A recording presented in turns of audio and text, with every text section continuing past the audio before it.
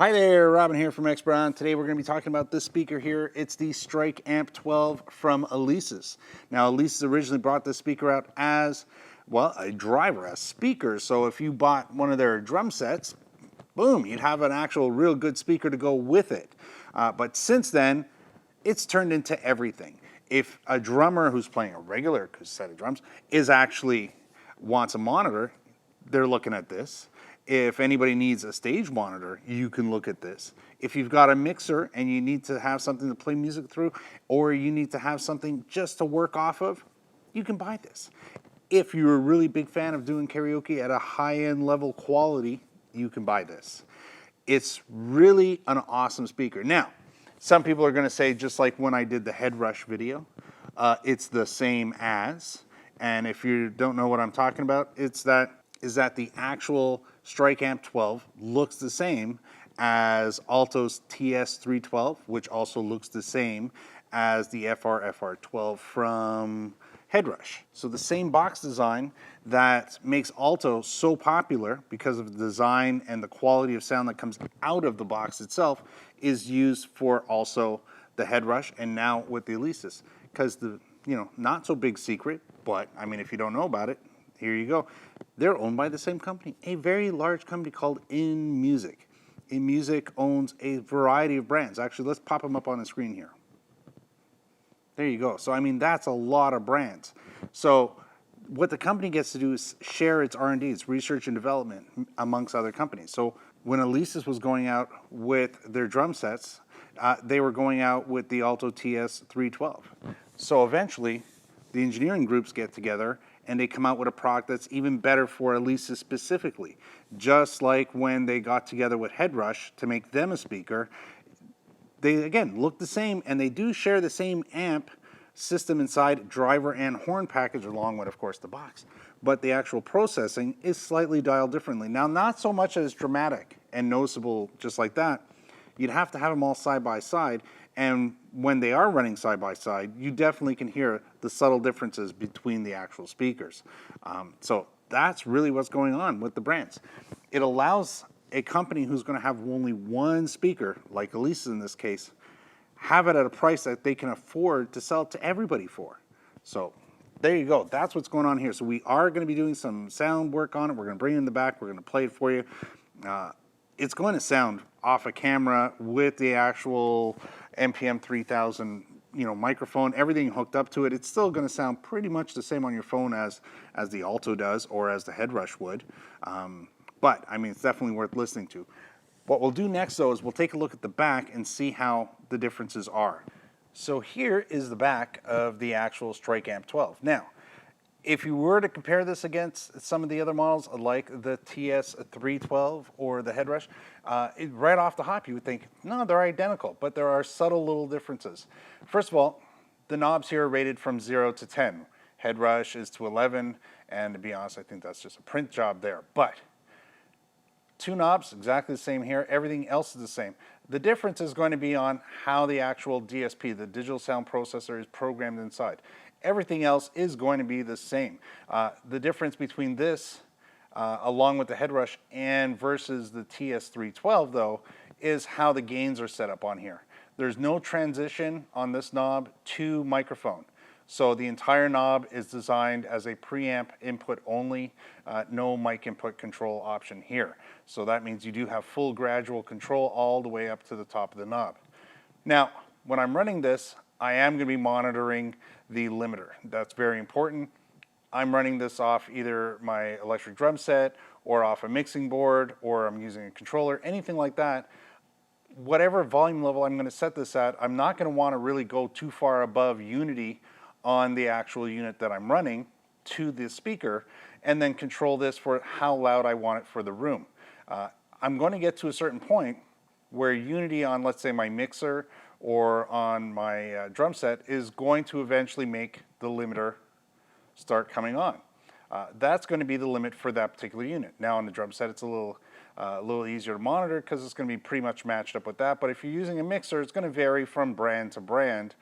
When you get to unity on your mixer, how far can you actually bring this up? Maybe your limit at home is going to be 7 For somebody else, it might be 4, and for who knows, it could be 8 or 9.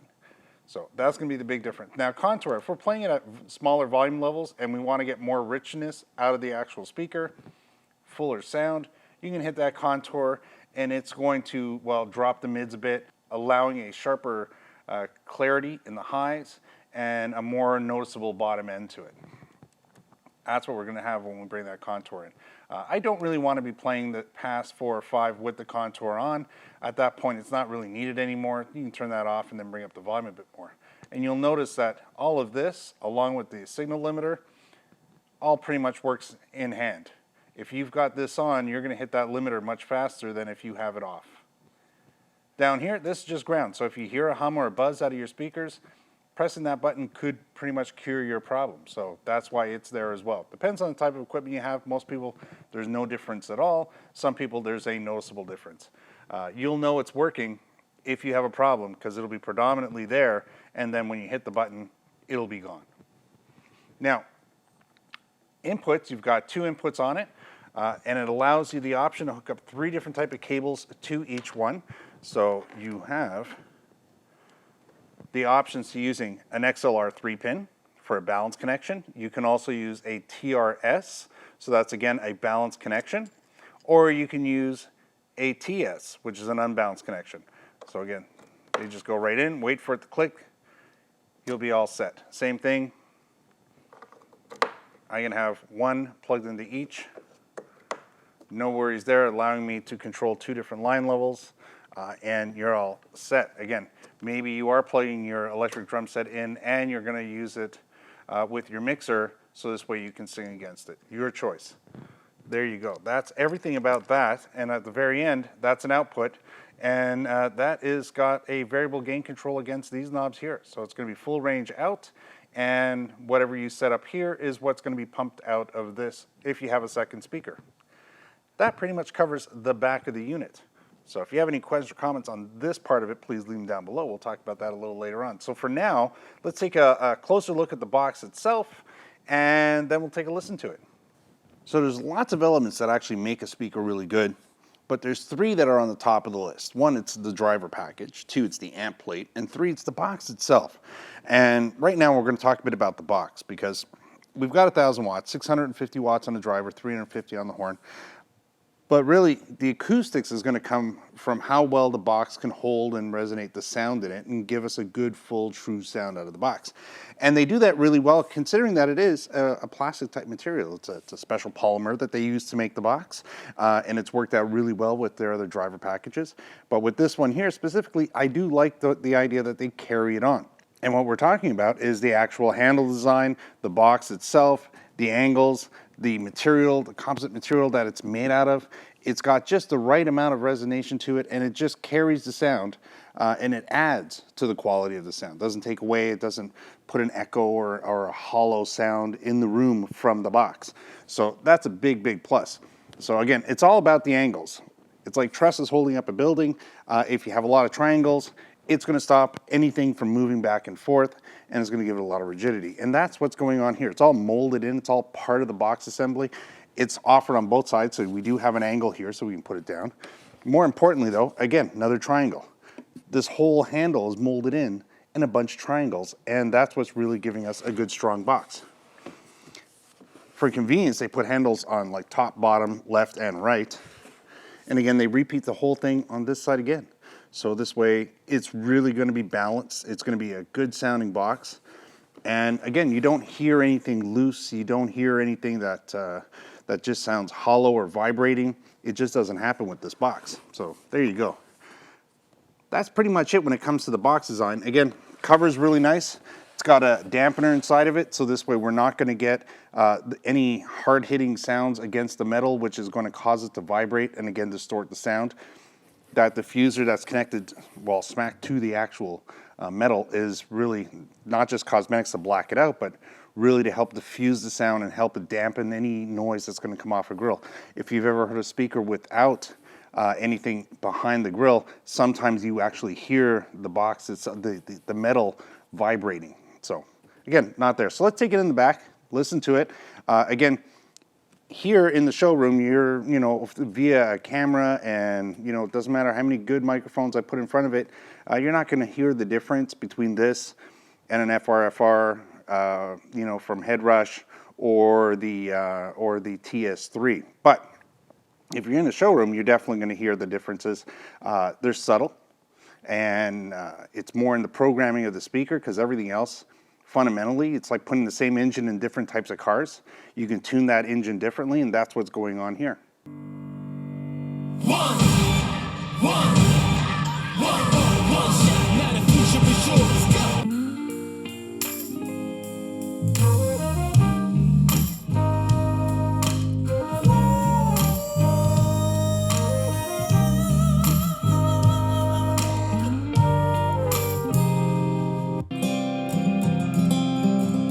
Look up with those angel eyes. I remember what I'm fighting for. Oh, the victory cannot be denied.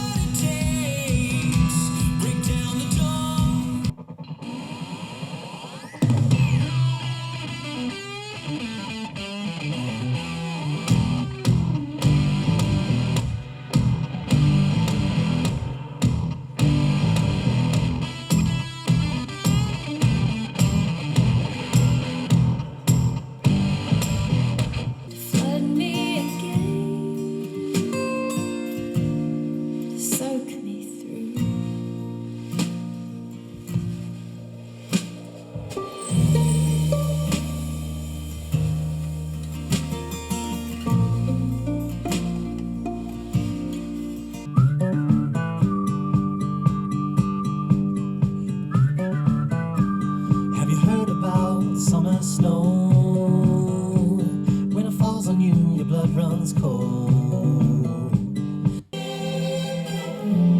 Love and darkness, love and darkness, easy love, easy to.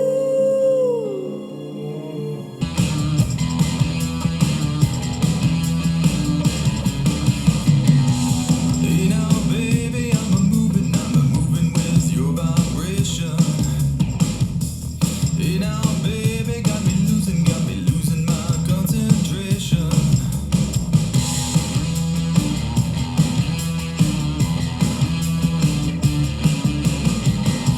So there we go. So that's today's video. I know you're probably saying, well, how come we didn't put it up against the Headrush, and we'll save that for another video? Oh, how come we didn't put it against the TS312? Again, we'll save that for another video where we'll put all three of them together. It's real important that we get a lot of details on this guy first. Now remember, it does say 2,000 watts, and that is like their peak number, I guess, is what they're shooting for there. The continuous is 1,000 watts, and it is 650 on the main driver with 350 on the top. They all sound a little different, but you really have to be here to really hear the difference. If you're somebody who plays guitar mostly, that's your thing, yeah, get the Headrush. It's the right way to go. I mean, it's going to be close but different and better for you.